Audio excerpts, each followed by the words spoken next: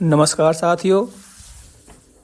आज हम लोग सीखेंगे कि हम वित्तीय वर्ष 2023-24 के लिए अपने आयकर की गणना किस प्रकार करें और हम अपने GA 55 की सहायता से अपना GA 83 कैसे तैयार करें।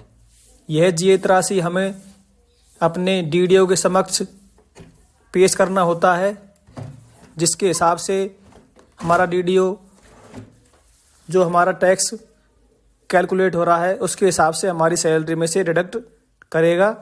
तो हम देखते हैं कि हम अपने GA 55 के माध्यम से GA 83 कैसे भरें। तो सबसे पहले आप पे मैनेजर से अपना GA 55 डाउनलोड कर लें। तो वो मैं बताता हूँ कि आपको GA 55 कैसे डाउनलोड करना है। तो आप अपनी पे मैनेजर की एम्प्लॉय ID लॉगिन से पे मैनेजर ओपन कर लें। उसके बाद जैसे ही आप ओपन करेंगे तो इस प्रकार का पेज आपकी स्क्रीन पर शो होगा।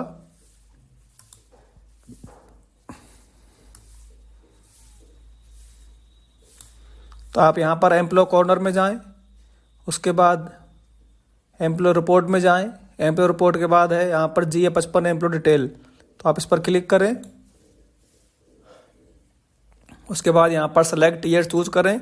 तो यहाँ पर हम 2023-24 के लिए अपना GA 83 तैयार कर रहे हैं, तो यहाँ पर 23-24 तैयार चूज करें। उसके बाद आपका नाम यहाँ पर ऑटोमेटिक शो हो जाता है। उसके बाद यहाँ पर ऑप्शन आता है एस्टीमेट और नॉन एस्टीमेट, तो यहाँ पर आप एस्टीमेट पर क्लिक करें और PDF फॉर्मेट पर क्लिक करें। जैसे ही आप PDF फॉर्मेट पर क्लिक करेंगे तो आपका GA 55 यहाँ पर देख सकते हैं डाउनलोड हो गया है। अब इस GA 55 की सहायता से हम अपना GA 83 तैयार करेंगे। तो GA 83 तैयार करने के लिए सबसे पहले हमें एक एक्सेल की सीट जो कि एक सॉफ्टवेयर है वो डाउनलोड करना होगा। तो उसे डाउनलोड करने के लिए आप गूगल पर जाएं। गूगल पर टाइप करें CTOR और एंटर प्रेस करें। जैसे ही आप CTOR टाइप करके एंटर प्रेस करेंगे तो यहाँ पर पहली साइट आएगी CTOR www.ctor.in। तो आप पहली जो वेबसाइट आती है उस पर आप लिंक पर क्लिक करें।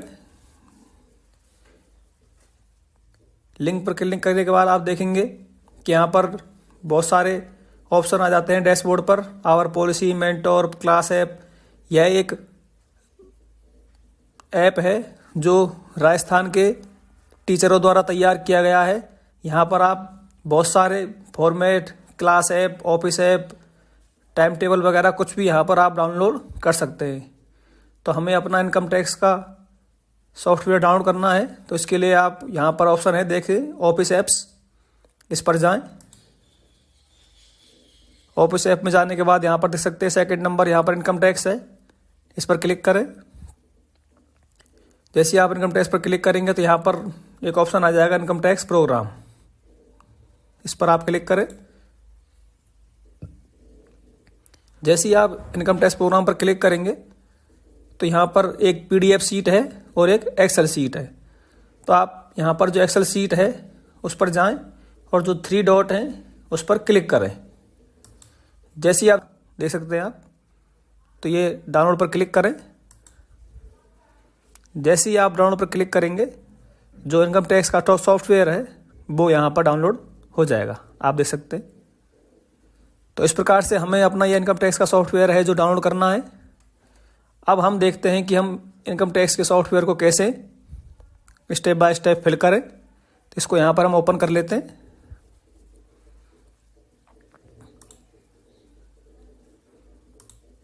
जैसे ही हम ओपन करेंगे तो यहाँ पर देख सकते हैं सिक्योरिटी वार्निंग है, मैक्रोस हैव बीन डिसेबल। तो यहाँ पर आप ऑप्शन पर क्लिक करें, इनेबल दिस कंटेंट पर क्लिक करें और ओके पर क्लिक करें। उसके बाद ओके प्रेस करें और एक बार और ओके प्रेस करें। तो आप देख सकते हैं कि आपकी जो एक्सेल की सीट के सारे जो ऑप्शन हैं यहाँ पर सारे ऑप्शन ओपन हो गए हैं।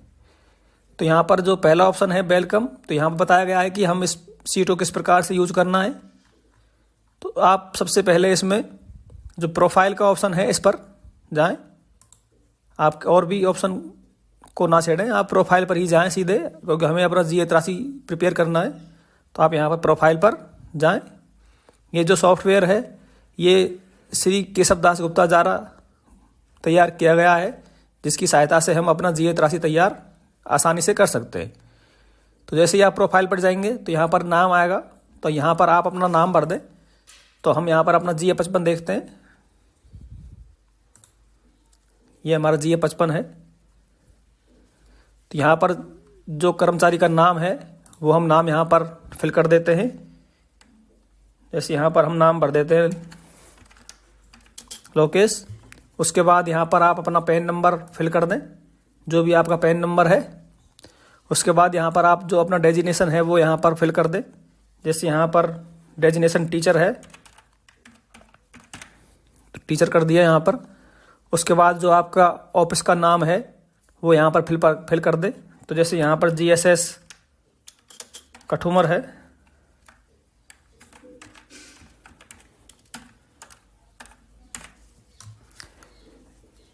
उसके बाद यहाँ पर हमें जीएत राशि ही तैयार करना है, तो इसके लिए आप जो येलो सेल है उनको आप यहाँ पर फिल नहीं करें। उसके बाद अकाउंट नंबर आप चाहें तो यहाँ पर अकाउंट नंबर अपना डाल सकते हैं, और अगर अकाउंट नंबर ना डालना चाहें तो यहाँ पर जीएत राशि में कोई भी मैंडेटरी नहीं है अकाउंट नंबर डालना। आप यहाँ पर डालना चाहें तो अकाउंट नंबर डाल सकते हैं, और यहाँ पर अपनी जो अकाउंट नंबर जिस बैंक में है उस ब्रांच का एड्रेस यहाँ पर नाम डाल सकते हैं। उसके बाद हम चलते हैं information about salary and allowance.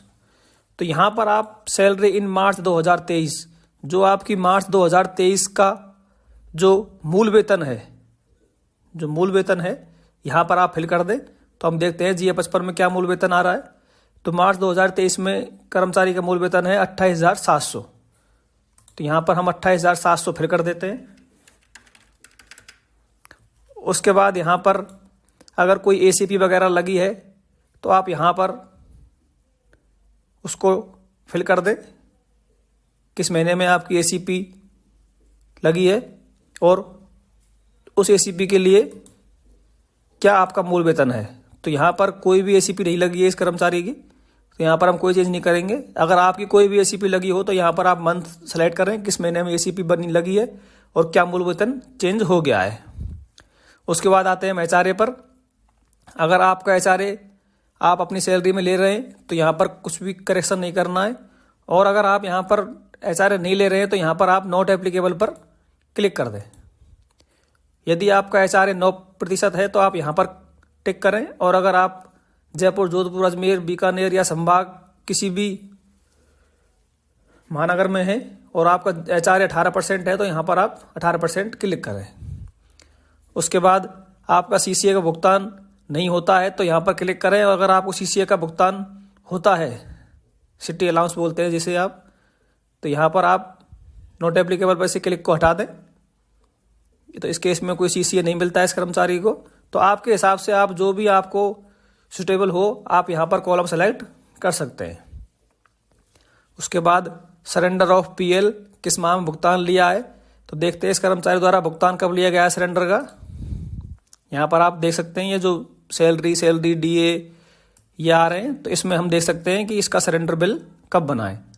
तो हम इस रोल डाउन करके देते हैं कि सरेंडर बिल बना है या नहीं।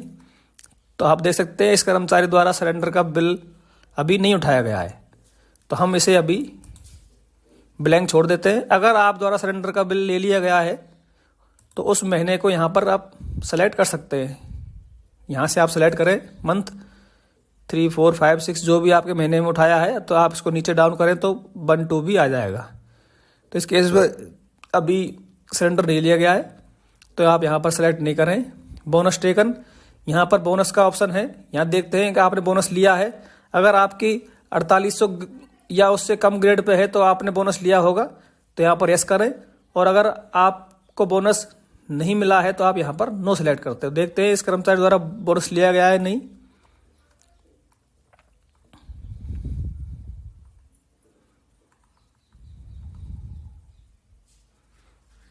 तो इस कर्मचारी द्वारा भी अभी बोनस नहीं लिया गया है। हो सकता है वो GA55 में शो नहीं कर रहा हो, क्योंकि देखते हैं इस कर्मचारी की जो एल है वो 8 है, तो इसने कर्मचारी ने बोनस लिया होगा। तो यहाँ पर बोनस नहीं शो नहीं हो रहा है, तो आप यहाँ पर अगर आपने बोनस लिया है तो आप यस करें और नहीं तो नो करें। उसके बाद अगर आपका कोई भी एरियर बना है, फिक्सेशन एरियर, तो यहाँ पर आप उसको फिल कर सकते हैं। उसके बाद आप चलते हैं अदर इनकम पर। अगर आपकी कोई हाउस प्रॉपर्टी से कोई इनकम है तो आप यहाँ पर इसे फिल कर सकते हैं। उसके बाद आप आते हैं इन्वेस्टमेंट पर, डिडक्शन भी बोलते हैं जिसे हम। तो are you recruit on or after 114? If yes then click then select it. अगर आपका रिक्वायरमेंट 114 के बाद हुआ है तो आप यहाँ पर सेलेक्ट करें। देखते हैं इस कर्मचारी का रिक्वायरमेंट कब का है। इस कर्मचारी का रिक्वायरमेंट 2012 का है, तो ये 2004 के बाद का ही है, तो यहाँ पर हम इसको सेलेक्ट कर लेते हैं। अगर आपका 2004 से पहले का पोस्टिंग है तो आप इसे सेलेक्ट ना करें। उसके बाद LIC का ऑप्शन है। आप अपने घर से डायरेक्ट ही कितने रुपए की LIC जमा करा रहे हैं आप यहाँ पर फिल कर दें। तो इस केस में जैसे यहाँ पर 20,000 रुपये की LIC हैं जो इस कर्मचारी द्वारा घर से ही भरी जा रही है। उसके बाद कोई भी सैलरी से LIC हो तो यहाँ पर आप उसको फिल कर दें। देखते हैं यहाँ पर GA 55 में कोई LIC है या नहीं। तो यहाँ पर आप देख सकते हैं डिडक्शन में जाके यहाँ पर कोई भी LIC नहीं है, तो यहाँ पर हम इसे खाली छोड़ देते हैं। उसके बाद ये सारे डिडक्शन के ऑप्शन हैं। आप जो भी डिडक्शन आप ऑप्शन यहाँ पर काम में लें आपके सुटेबल के हिसाब से।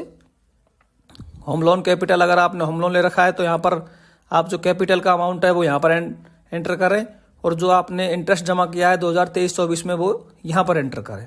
अगर आपने NSC कार्ड लिया है कोई तो यहाँ पर एंटर करें। उसके बाद अगर आपने कोई PPF अकाउंट खुलवाया है तो उसकी राशि यहाँ पर एंटर कर दें। अगर कोई आपकी PLI है आपके घर से तो यहाँ पर एंटर कर दें, या फिर सुकन्या समृद्धि योजना में आप पैसे जमा करा रहे हैं तो उसकी एंट्री यहाँ पर कर दें। उसके अलावा अगर आप अपने 2 बच्चों की ट्यूशन फीस की छूट यहाँ पर ले सकते हैं जिसकी राशि 25,000 रुपये है। अगर आप कोई भी ट्यूशन फीस की रसीद लगा रहे हैं तो आप यहाँ पर उसकी छूट यहाँ पर ले सकते हैं।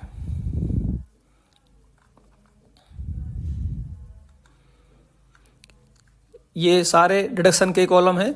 यहाँ पर जो भी आपको कॉलम सूटेबल हो यहाँ पर आप एंटर कर सकते हैं। अगर आपने कोई भी अंडर सेक्शन 89 के तहत रिबेट ली है जिसे हम 10E भी बोलते हैं, तो उस अमाउंट का आप यहाँ पर एंट्री कर दें जो 89 के तहत आपको छूट ली गई है। जैसे हम एरियर के रूप में लेते हैं, कोई भी पुराने साल का एरियर हमने इस साल उठाया है तो उसकी छूट हमें अंडर सेक्शन 89 के तहत मिलती है। उसके बाद यहाँ पर अगर आपने मार्च से लेके और जब भी आप अपना जेत राशि कैलकुलेट कर रहे हैं, जब तक आपने कोई भी टैक्स अपनी सैलरी से कटाया है तो उसकी एंट्री यहाँ पर आप कर सकते हैं। देखते हैं इस केस में कटाया है नहीं, तो आप देख सकते हैं इनकम टैक्स बिल्कुल नहीं कटाया गया है, तो हम इसे 0 ही रहने दे देते हैं। उसके बाद हम चले जाते हैं प्रोफाइल के बाद सैलरी पर। जो अगला ऑप्शन है सैलरी, आप इस पर सीधे चले जाएं तो आपका जो जेत राशि का जो फर्स्ट पेज है वो तैयार हो गया है। देख सकते हैं आप यहाँ पर नाम आ गया है, पद आ गया है और यहाँ पर ऑफिस का एड्रेस आ गया है। उसके बाद आपका देख सकते हैं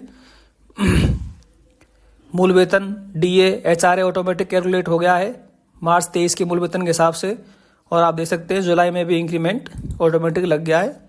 तो ये पूरी जो जेत राशि की सीट है ये कैलकुलेट हो गई है।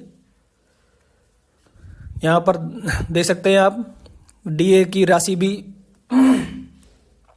कैलकुलेट हो गई है।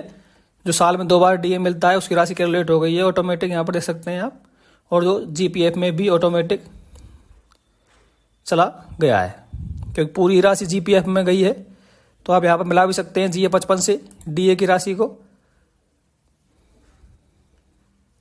DA का जो बिल होगा आप देख सकते हैं, ये रहा DA का बिल नवंबर 2023 में बना है और टोटल राशि आई है 4,736 रुपये, और यहाँ पर भी 4,736 रुपये है। और ऐसे ही हम पहला DA देख लेते हैं। ये रहा पहला DA, इसकी राशि है 3,444, टोटल देख सकते हैं आप, ये रही। तो यहाँ पर देखते हैं, यहाँ पर भी 3,444। तो इस प्रकार से आपका DA भी ऑटोमेटिक कैलकुलेट हो जाएगा। अगर यहाँ पर आपने बोनस लिया होता तो यहाँ पर बोनस ऑटोमेटिक शो हो जाएगा। मैं दिखाता हूँ आपको। ये बोनस में यहाँ पर यस कर देता हूँ। देखिए यहाँ पर यस कर देता हूँ मैं। जैसे यस करूँगा तो यहाँ पर ऑटोमेटिक बोनस आ जाएगा। आप देख सकते हैं यहाँ पर बोनस भी आ गया है। जैसे ही आप सरेंडर पर भी क्लिक करेंगे तो यहाँ पर सरेंडर भी ऑटोमेटिक शो हो जाएगा। देखिए सरेंडर पर भी जैसे मैंने यहाँ पर सेट कर लिया, सरेंडर लिया है इसने जुलाई महीने में, तो यहाँ पर सरेंडर भी ऑटोमेटिक शो हो जाएगा। देख सकते हैं ये रहा समर्पित अवकाश। तो अभी इसने सरेंडर और बोनस नहीं लिया है तो मैं इसको यहाँ से टिक हटा देता हूँ, बोनस में नो कर देता हूँ और सरेंडर में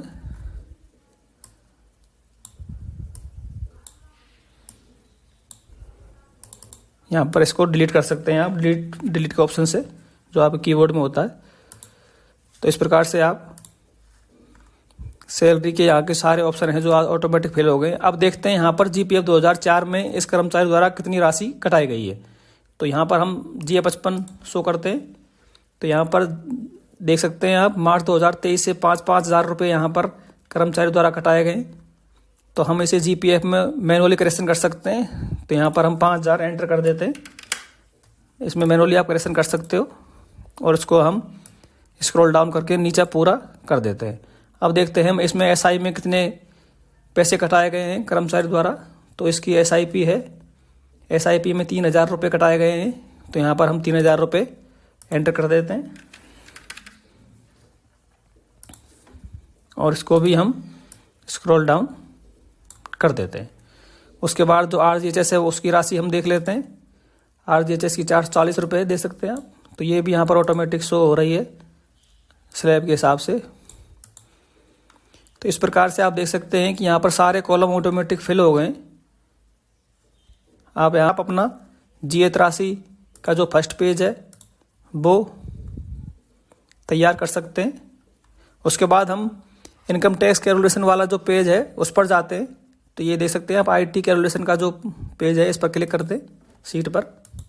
जैसे ही आप क्लिक करेंगे तो यहाँ पर सारा डाटा ऑटोमेटिक फिल हो जाएगा कि आपका कितना ग्रॉस हुआ है, कितना आपको स्टैंडर्ड डिडक्शन की छूट मिलेगी। तो सब कुछ यहाँ पर ऑटोमेटिक शो हो जाएगा। अब देखिए यहाँ पर ऑप्शन आ रहा है कि आप ओल्ड टैक्स रेजिम में जाएंगे या फिर न्यू टैक्स रेजिम में जाएंगे। अगर आप ओल्ड टैक्स रेजिम में जाएंगे तो जो हम डिडक्शन करी है वो सारी शो यहाँ पर हो जाएंगी, और अगर हम न्यू टैक्स रेजिम में जाएंगे तो यहाँ पर डिडक्शन शो नहीं होती है, जैसा कि आपको पता है। तो हम यहाँ पर ओल्ड टैक्स रेजिम में जाते हैं तो आप देख सकते हैं ओल्ड टैक्स रेजिम में जाते ही हमारी डिडक्शन की गई थी यहाँ पर सारी शो हो गई हैं। तो आप अपने इनकम टैक्स के हिसाब से यहाँ पर दोनों सेलेक्ट करके देख लें, आपको जिसमें भी बेनिफिट हो वो यहाँ पर चूज करें।